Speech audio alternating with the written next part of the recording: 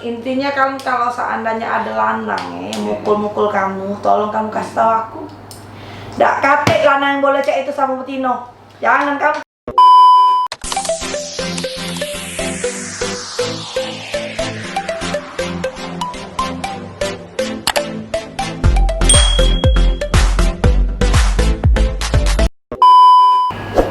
Assalamualaikum warahmatullahi wabarakatuh. Assalamualaikum warahmatullahi wabarakatuh. Jumpa lagi di Pacara Channel.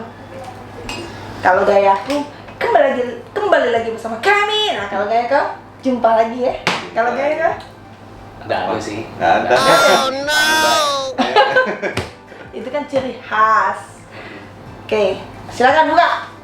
Ada konsultasi Gratis ya. Kita dapat pertanyaan via email.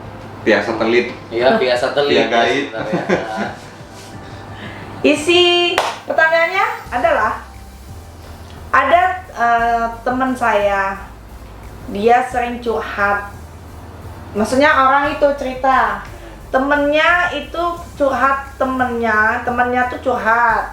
Si A tuh punya teman si B tuh curhat sama si A bahwa dia tuh selama ini diam-diam selalu menjadi korban kekerasan dalam rumah tangga oleh suaminya sendiri. Kalau sana dia masak nggak enak, kena tampar. Parah. Kita nggak tahu detailnya ya, tapi contohnya gitu lah. Terus kalau seandainya terlalu gemuk, kena terajang. Iya. Itu bisa kan? Nah, terus Cekcok. kalau suaminya pulang telat pulang, Suaminya ditampar.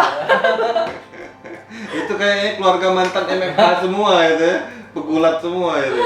Kalau umumnya itu ya diawali dengan cekcok ya, hal kecil atau hal besar, akhirnya suaminya emosi, mungkin sering ringan tangan, jadi kalau udah bebala itu mukul istrinya. Berkelahi. Mulai dari dicubit sampai tindakan yang kasar.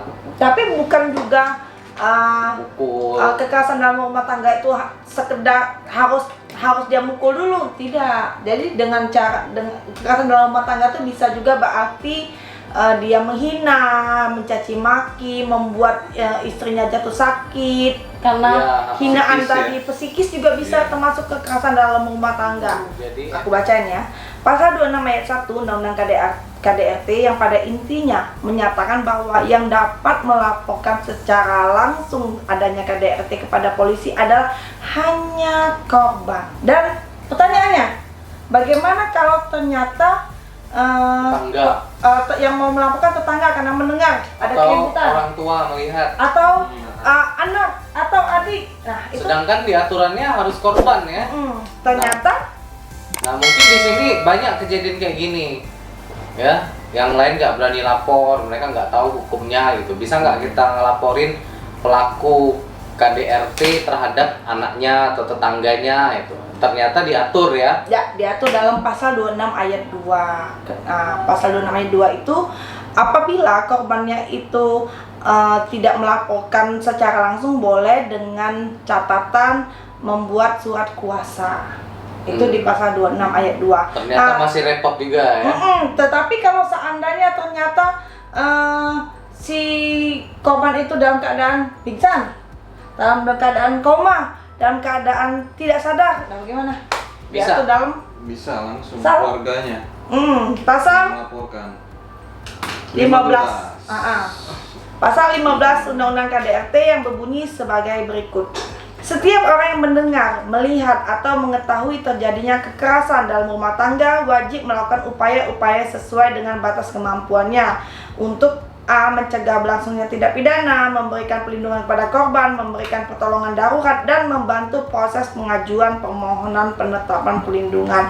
Artinya, kalaupun seandainya memang si korbannya itu tidak menginginkan atau melaporkan suaminya, kita ada hak juga. Kalau kita melihat sudah bisa, kadang kan kayak ini si istri itu kadang pasrah, sudah dipukuli, dihina, dicaci maki, di badannya sudah ini, tapi dia memilih lebih baik diem. Nah, Iya. kita sebagai tetangga, keluarga atau apa bisa sebenarnya. Kalau kita sudah melihat dia sudah benar-benar koma, Iya. pingsan, atau memang butuh pertolongan secepatnya, itu bisa. Itu di pasal ini ya yang 15. Kalau 15 itu tindakan umum masyarakat sebenarnya. Kalau secara khususnya itu di pasal 30-nya untuk perihal untuk melaporkan secara Oh langsung. iya, benar-benar. Melaporkan secara langsung bisa masyarakat, tapi dalam keadaan tertentu. Terancam jiwa, Misalnya Iya. korban itu mengalami koma, mengalami pingsan, atau terancam jiwanya gitu. Kalau kita lihat misalnya istri orang itu sedang dikejar-kejar suaminya pakai lading ya, Lading. atau pakai Lading. semacam cap garpu dan sebagainya macamnya ya. Itu bisa masyarakat langsung lapor. Cuma untuk yang keadaan koma gitu, kadang kita sebagai tetangga nggak bisa lihat secara langsung, kita nggak tahu apa yang terjadi di dalam. Cuma kalau saran saya, kalau walaupun undang-undang mengatur dalam keadaan tertentu ini, jadi harus keadaan begini dulu ngelapor. Saran saya sih nggak masalah sih, bisa buat laporan ke kepolisian setempat aja kan. Polisi juga kan sifatnya melayani dan mengayomi ya, Ya. jadi kewajiban bagi pihak kepolisian untuk datang ke lokasi, mengecek apakah benar-benar terjadi hal demikian.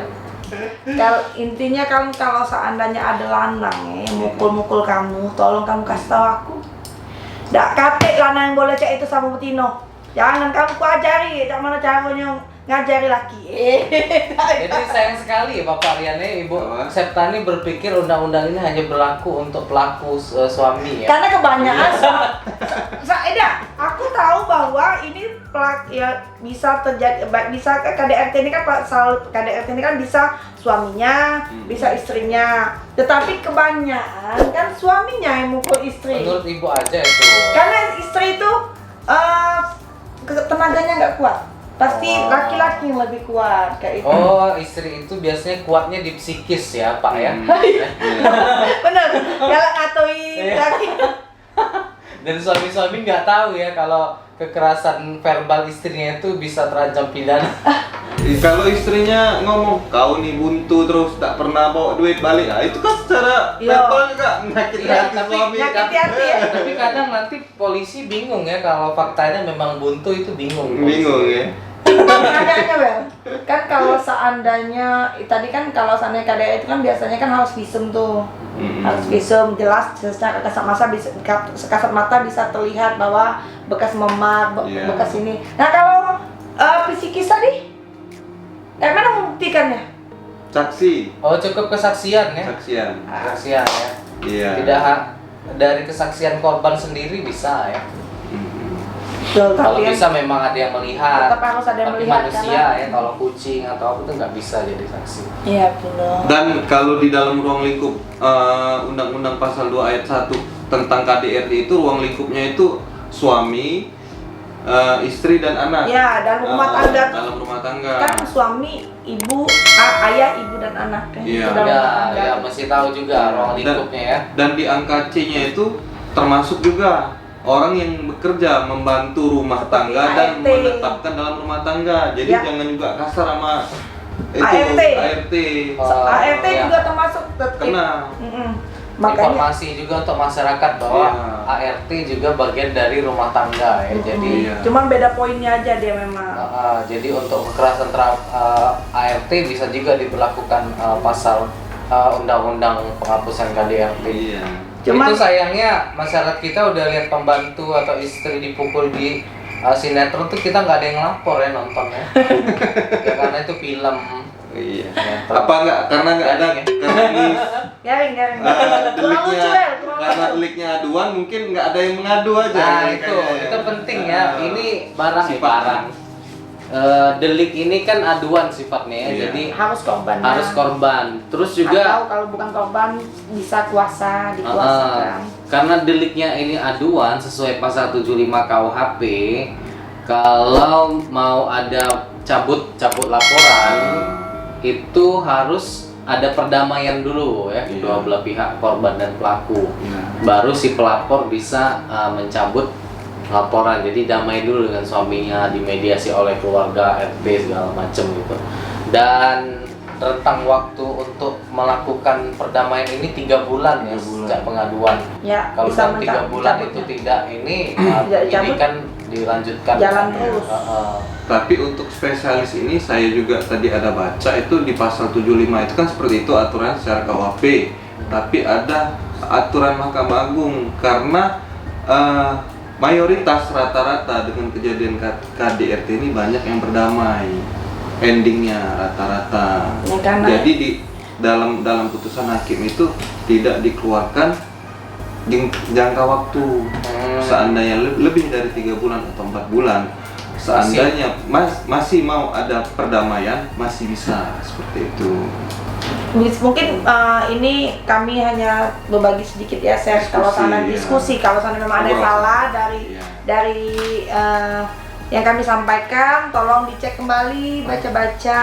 Terus juga kalau ada yang aku punya ide gimana kalau KDRT kita buatkan sketsa. Boleh. Boleh, setuju atau enggak? Pak Weli sebagai apa? Aku Ibu sebagai Seta apa? sebagai apa? Rian sebagai Saya apa? Kameramen sebagai apa? Iya. Fadli sebagai apa? Saya harap mereka berdua ya. Kemarin saya udah agak masuk angin tuh jadinya. Apa? Habis ini Bapak Rian kita siksa ya. Mami papi lagi ini apa jadinya?